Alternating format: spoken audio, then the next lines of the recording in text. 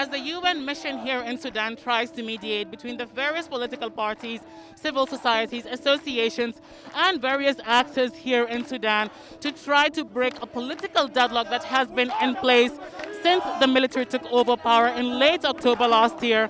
Protesters once again take to the streets. Since the takeover, they have been calling for the military to return to their barracks and leave Sudan's politics. And this protest comes before a visit is expected by senior U.S. officials.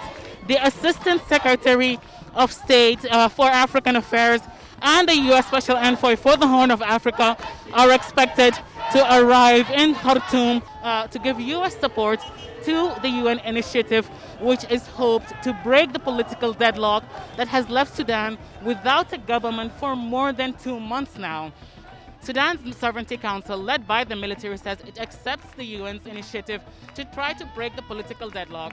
But protesters say they don't want to negotiate with the military. Many of the organizers of these protests say they will not sit down at a round table where the military is present. Political parties, on the other hand, are divided. Some say they are willing to negotiate to try to get the country out of the deadlock, while others say they also want the military gone before any kind of negotiation takes place. The biggest challenge to the UN initiative that is currently underway is the issue of trust between the various parties.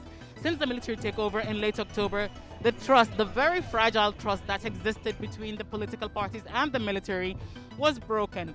Protesters have been met with tear gas, live ammunition by security forces. The UN has condemned the use of force by security forces. Despite the violence that protesters have been met with, they continue to organize protests, continue to demand for a civilian government, and continue to demand the military return to the barracks. العسكر باع وطنه والباع وطنه بخونك ما تدي للعسكر